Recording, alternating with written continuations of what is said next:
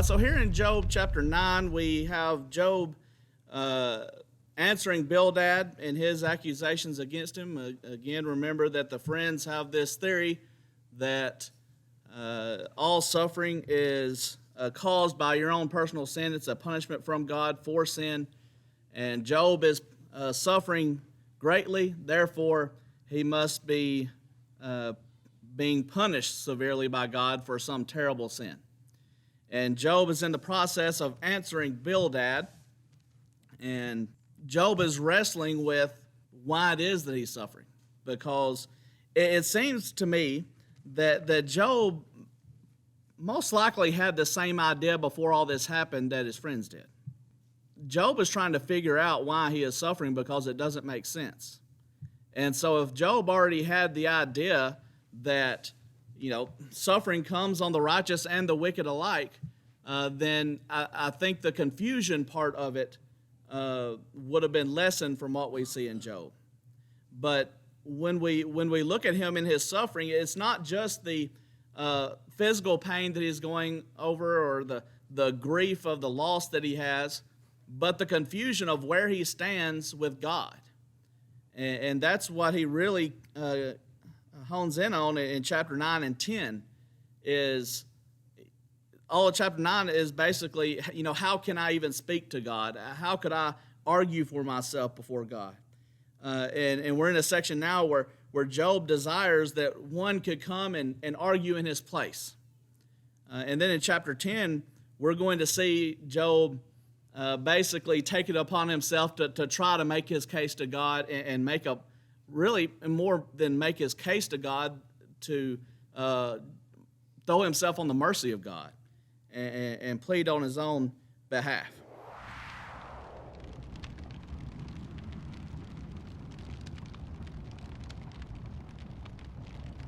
If he washes himself with snow water and makes his hands ever so clean.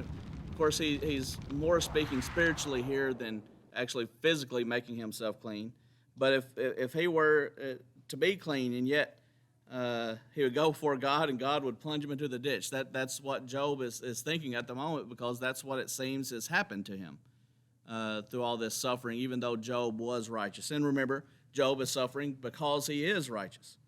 And so he's so confused right now. And so he says, he is not a man as I am that I should answer him, and we should come together in judgment. So there's no avenue in Job's eyes for him to stand before God and plead his case and come to a resolution of why God seems to have targeted him with this suffering.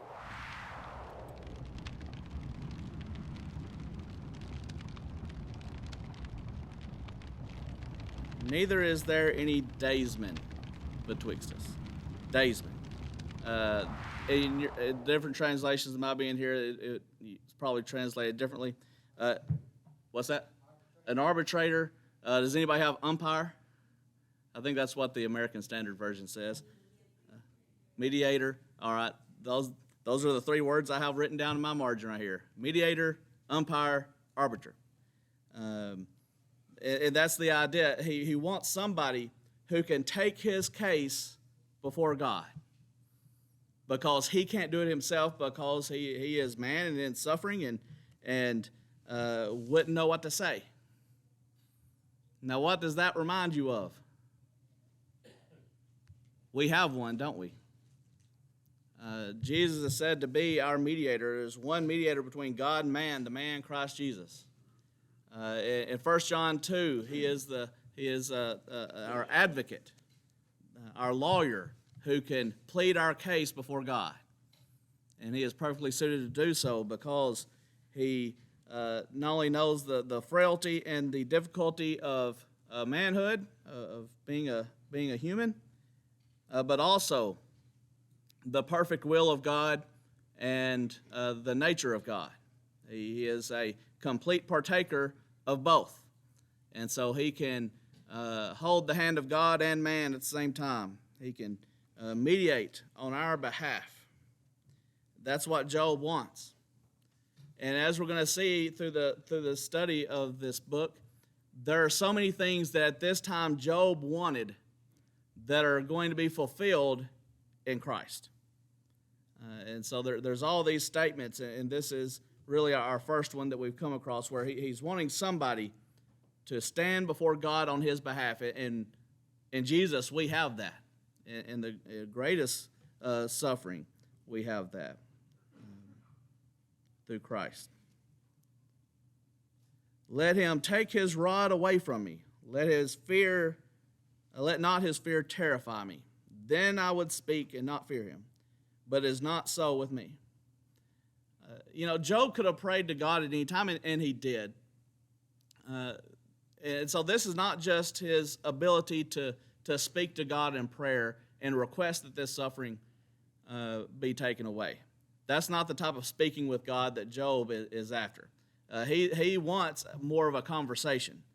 But he would be afraid to have this conversation with God, seeing how in Job's mind God has targeted him with this rod of correction, and he's terrified by the fear of God because of all these things that have come on him. So Job's not going to open his mouth, is what he says here. He says, it's not so with me.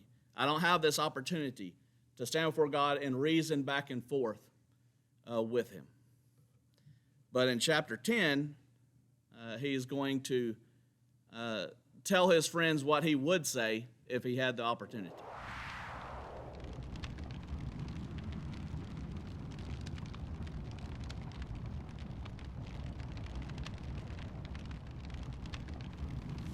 All right. Job is trying to figure some things out. He begins by saying that he's weary of his life, and once again, that is a common feeling to man in deep suffering. Why do I have to keep on living through this? And Job is hopeless at the moment of things ever getting better in this life. And so why does he have to continue on with it? And so I will leave my complaint upon myself. I will speak in the bitterness of my soul. He's going to go ahead and say what's on his mind. And even though he is afraid to stand before God and he can't really plead his case before God, he's basically telling his friends here, this is what I would say if I could. And so I will say unto God, do not condemn me. Please stop this assault on me. Show me why thou contendest with me. Why are you doing this? Job just wants to know why, because he doesn't understand it. His friends think that they know why, that he's an awful sinner, even though they have no proof or evidence of that. Job knows that's not the case with him, and so he just wants to know why. And so he asks some questions. Is it good unto you, God, that thou shouldest oppress? Is there some good thing that's happening in what you're doing to me? Is it good that you would despise your creation, the work of your hands? Job. And go along with or shine upon the counsel of the wicked. Is there something good that is in what's happening to Job? We see humility in Job and how he approaches this in his desperation and all that before God. Job is searching for answers, and so in Job's mind, it may be that God is doing something good in this, but he still doesn't understand it.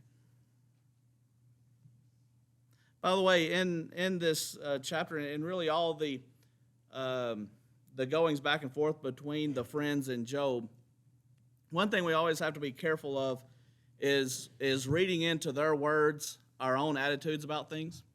I struggle with this. I'm a sarcastic person. So I find sarcasm in a lot of what is said, and sometimes it may not be sarcastic. And so as we read through this, it is very easy to read our own sort of emotional ties to these things rather than what they're feeling themselves. And so there's a number of different ways that we could read verse 3 and many of these verses throughout chapter 10. What exactly is Job's tone in saying this? And so I see it as sort of an inquisitive tone that he really wants to know if something is good. you could read into it a more, not exactly sarcastic, but sort of a tone of, this isn't good. Why are you doing it? And so, is it good for you to be doing these things? Sometimes we ask our kids, is that what you should have done? And so you could read that sort of tone into Job here. But I tend to think, based on all the things that he says, that he is taking a very humble and subtle approach to God as he makes his plea.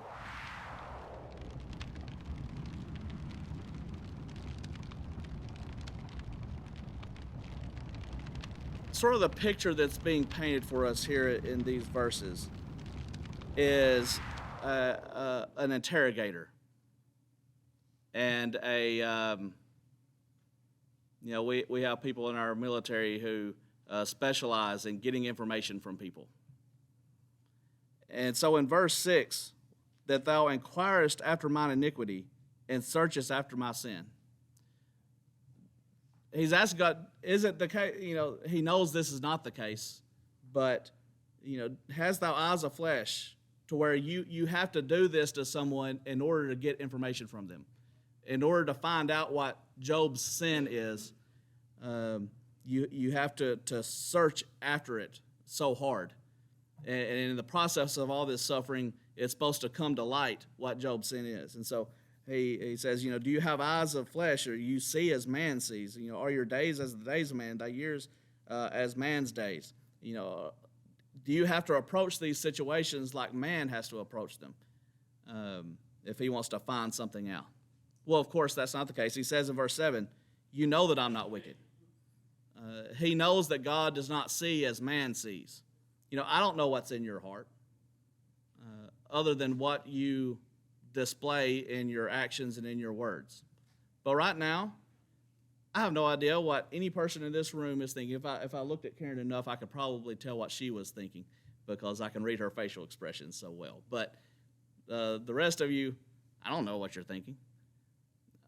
I would have to ask you. You would have to reveal it to me in some way. But, God doesn't see that way. God sees into our souls and is able to know us. And so he says, thou knowest that I am not wicked. But there is none that can deliver out of thine hand. That, if you knew that I was wicked and you were punishing me, there's nothing that could change things. But also, who's going to deliver me out of your hand now?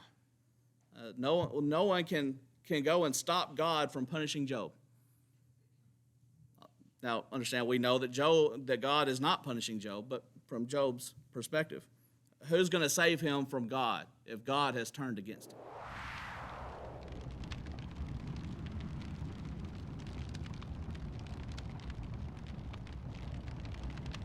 And so Job, through verse 13, makes an appeal to the fact that God has created Job. He's made him. Thine hands have made me and fashioned me together round about, but you're destroying me. And so, did you make me just to destroy me? You molded me out of the clay. Are you now going to just pound me to dust into powder? You poured me out like milk and curdled me like cheese, talking about the suffering that he's going through. Why are you doing all this? You've made me. Why are you now going to destroy me? Let's go on to verses 11 through 13.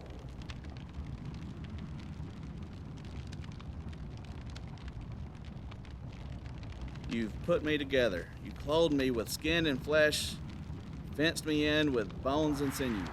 You're the one who's made this body that is now being destroyed. You gave me life.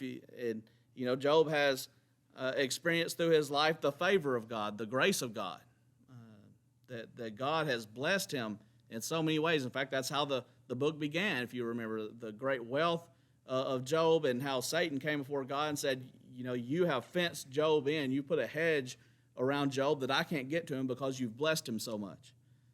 And so Job says, your visitation, your help has preserved my spirit.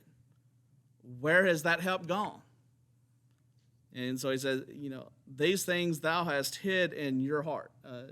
You've hid these things in your heart. You know how you have made me and in the past blessed me.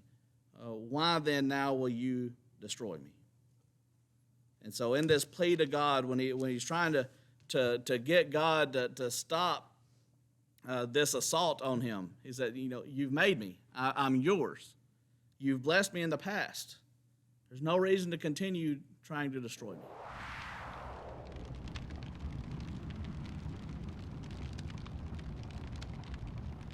If I sin, then thou markest me, and thou wilt not acquit me from mine iniquity. And this would be true, except through the grace of God that comes through Christ. God is gracious, and that is the meaning of justification, is that we are acquitted of our guilt from sin. Of course, there's conditions that come with that. But he says, if I've sinned, you'll put this mark on me. You won't, relent. You're not going to find me not guilty when I am guilty. If I be wicked, woe unto me. But then he says, if I be righteous, yet will I not lift up my head. Again, this is a plea from Job, not an argument. And so he said, Job thinks that he's righteous. And so he said, even if though I be righteous, I won't lift up my head. He is approaching God very humbly in all of this. If he had sinned in Job's mind, he would be deserving of these things that are coming upon him. But the last part of verse 15 is so very important to our understanding of Job's mindset in all of this. I am full of confusion. Job doesn't understand what's going on, why these things are happening. And so therefore see thou mine affliction. It increases. God has hunted him like a fierce lion. But notice the end of verse 16. Again, you show yourself marvelous unto me. Even in all this, Job thinking that God is the one behind doing all this, in all these things, though Job is confused, he sees the power of God in what has happened.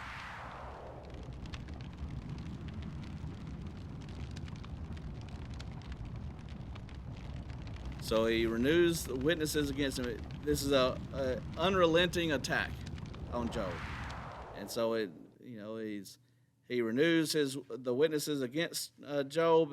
He increases the indignation. He fights harder, and then changes in war against me.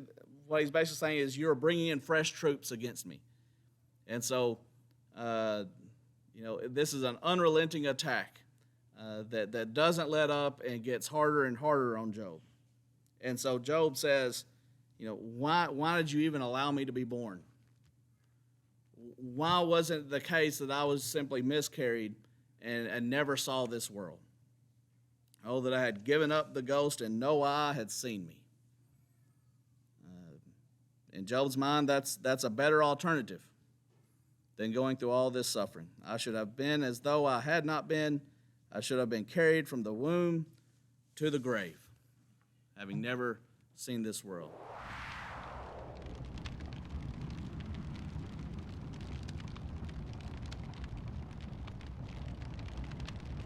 His days are few. It doesn't have much time left. And so will God not stop this attack on Job, again, from Job's perspective? So please stop. Cease then. Leave me alone so that I can have a comfort for the little time I have left before I go whence I shall not return. Here talking about his grave.